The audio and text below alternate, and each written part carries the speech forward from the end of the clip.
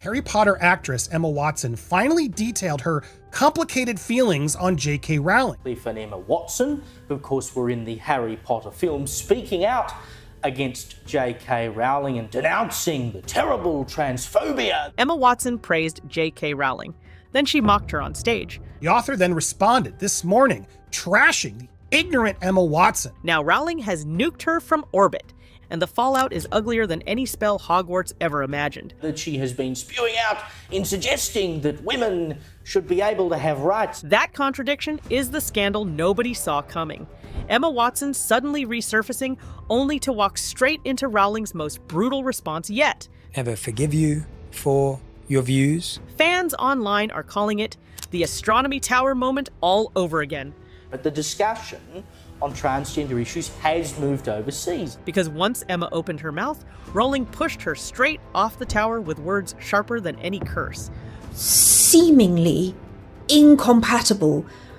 Those two things can exist at the same time, which is why I love this incredibly diverse world that we live in. But how did we get here? And why is Rowling burning the bridge so publicly now?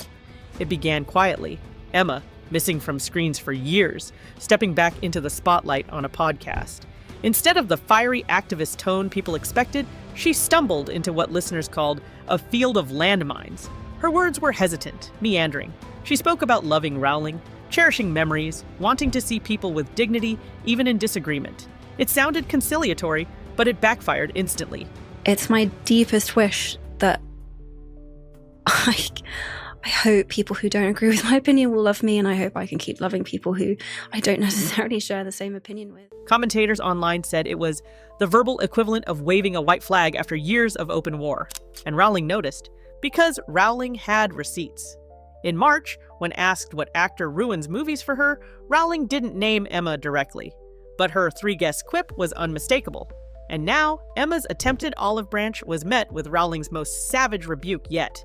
Emma and Dan have both made it clear, Rowling wrote, that they think our former association gives them the obligation to critique me. They assumed the role of de facto spokespeople for the world I created. The sting wasn't just the words. It was the demotion. Rowling framed the faces of Harry Potter as nothing more than contracted workers. A brutal reminder that she, not them, built the castle. And then came the BAFTA flashback. Fans online pulled up the 2022 clip where Emma grinned and declared, "I'm here for all the witches, but one." The crowd laughed. Rowling, watching from a distance, marked that as her breaking point. In her new statement, she revealed that Emma sent her a handwritten note at the very same time. A one-line, "I'm sorry for what you're going through." Rowling blasted it as hollow, a polite gesture from someone who had just fueled the fire against her while Rowling faced death threats. Ignorant of how ignorant she is, Rowling wrote, a dagger that cut deeper than any Hogwarts insult. Already, the fan reactions were split down the middle. On TikTok, a viral soundbite stitched Emma's "I love and treasure her" with Rowling's "Feel free to piss off now." Twitter threads called it the messiest breakup since One Direction.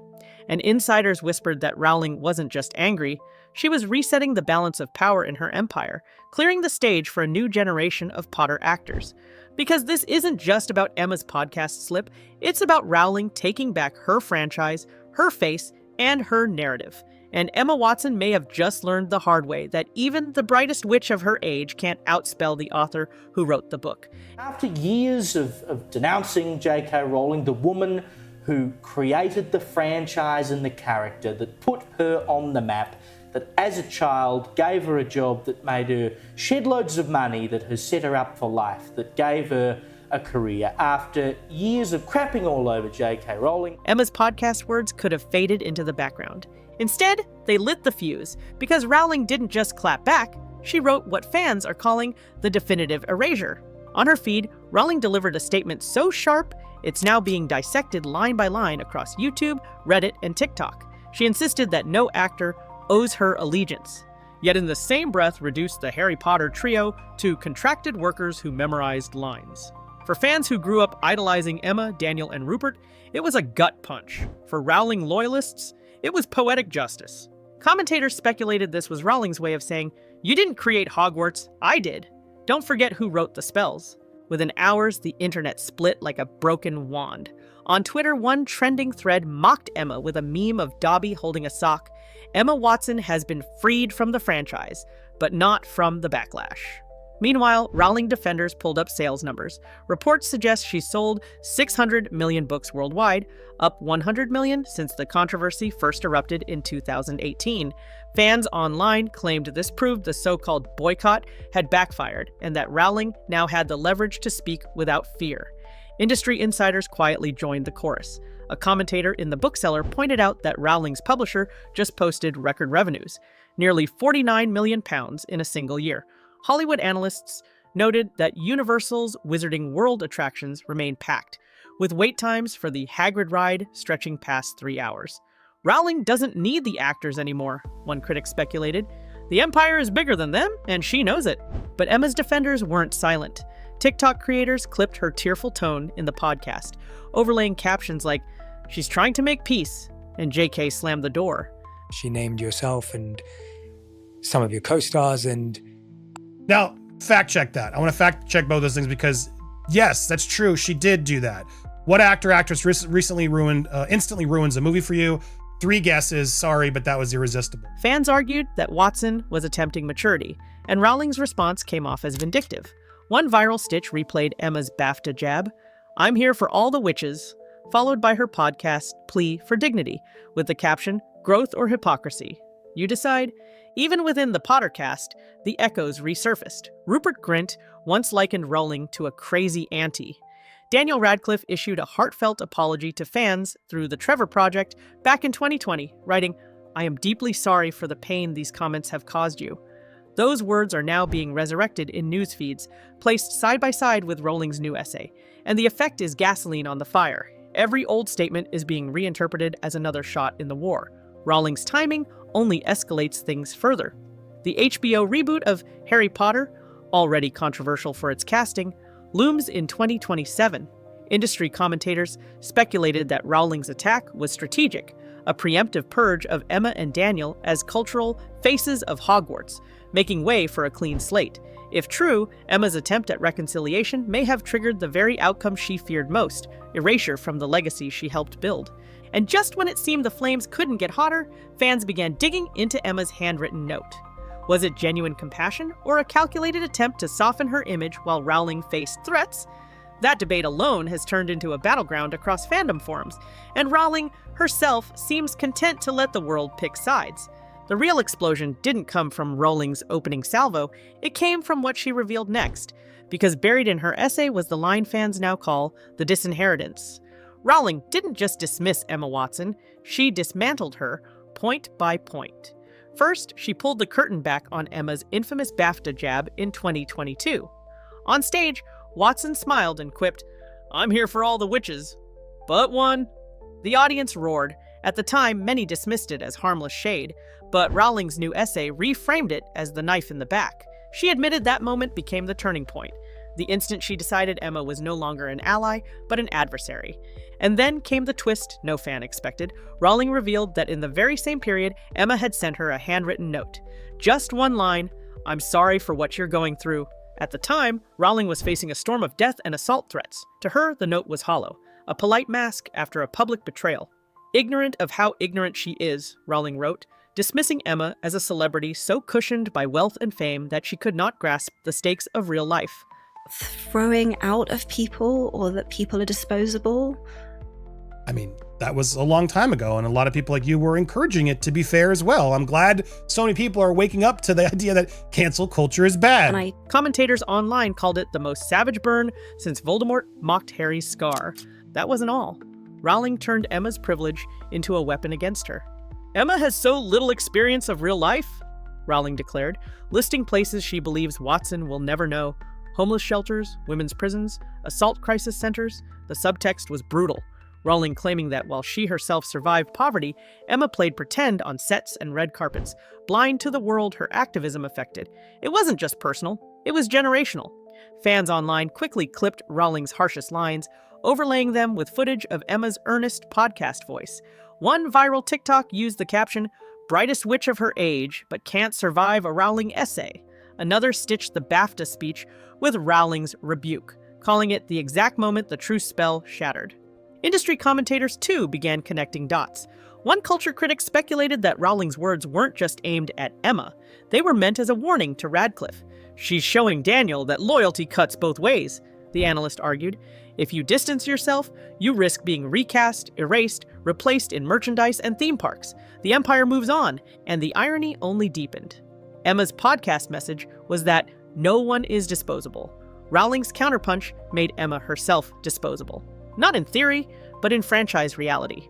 Reports suggest Warner Brothers' new Harry Potter series is already aligning costumes and sets with the original films, making it easier to swap in fresh faces on merchandise. Fans speculated online. Emma Watson just argued no one is disposable. Rowling proved she is. The feud was no longer about differing views. It was about control. Who owns the narrative of Harry Potter, who defines its legacy, and who gets erased from the castle walls. And Rowling, pen still sharp, was reminding the world, authors write endings, even for their actors. By now, what had started as a podcast slip turned into a cultural earthquake. Rowling had drawn a line in ink, and the world was racing to pick sides. Old soundbites suddenly had new meaning. Rupert Grint's line about Rowling being like a crazy auntie, once brushed off as lighthearted, now resurfaced as part of a larger narrative of betrayal. Daniel Radcliffe's 2020 letter supporting the Trevor Project, where he wrote, "I am deeply sorry for the pain these comments have caused you," was reposted across social media as a direct counterweight to Rowling's latest essay. Fans stitched Radcliffe's apology with Rowling's words dismissing the trio as contracted workers, captioning it, "This is what Hogwarts looks like, divided." And then came the Access Media clips. Commentators noted how outlets framed Rowling's views as anti-healthcare, wording Rowling herself rejected. "Celebs who cozied up to a movement intent on eroding women's rights," Rowling wrote, "can save their apologies." That sentence lit up headlines.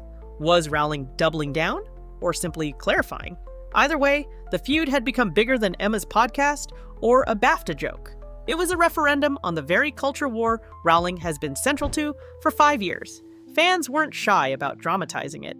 The great irony here is that had Emma not decided in her most recent interview to declare that she loves and treasures me, a change of tack I suspect she's adopted because she's noticed full-throated condemnation of me is no longer quite as fashionable as it was. On TikTok, one viral post cut together Emma's BAFTA quip with the soundtrack of a collapsing castle, captioned, "The Battle of Hogwarts, Creator versus Creation." Another stitched Daniel Radcliffe's tearful interview clips with Rowling's sales figures, 600 million books sold, framing it as a mismatch of influence. "He gave her speeches. She gave her numbers," the creator wrote.